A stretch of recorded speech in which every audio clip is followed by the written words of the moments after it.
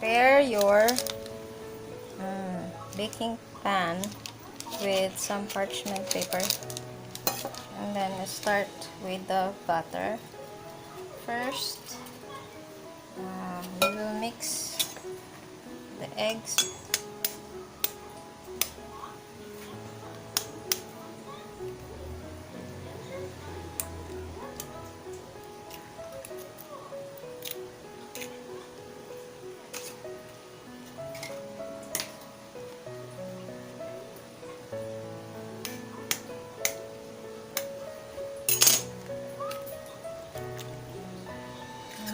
We will need 4 eggs for this recipe.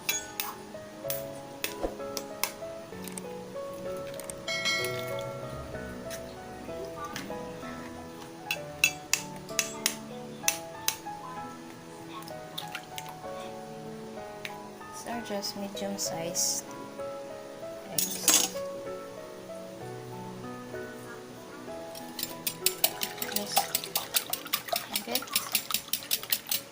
And then we will add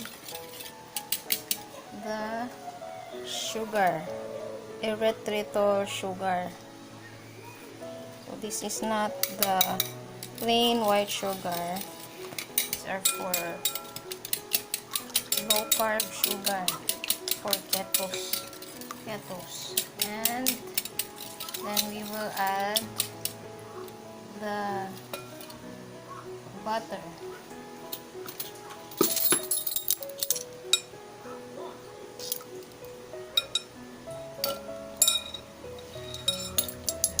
Three tablespoons of unsalted or salted butter. Then we will add the coconut flour.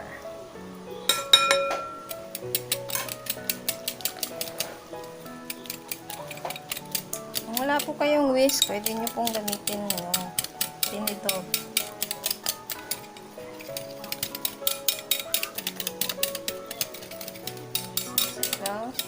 I prefer using this so that I can mix it easily.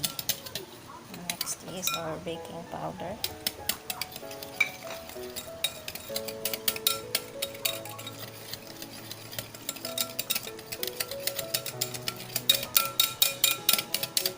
And then our cheese.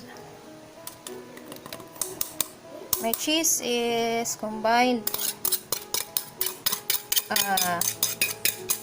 melted Eden cheese tsaka yung Magnolia.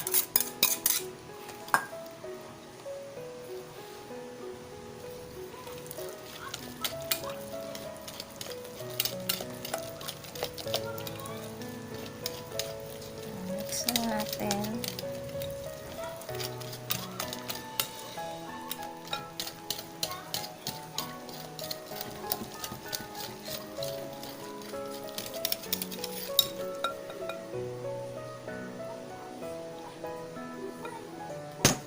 Ready to be poured in.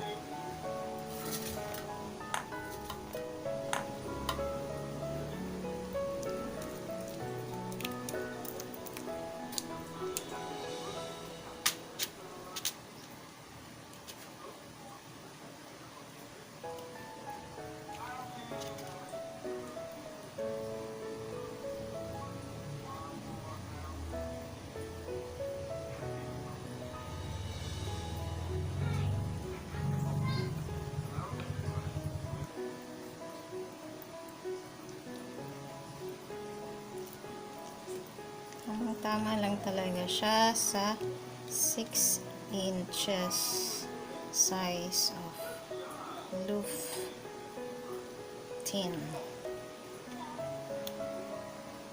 So that's it.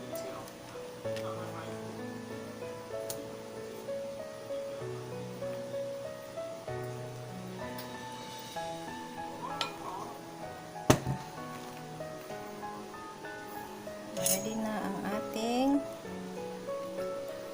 keto bread. There you go.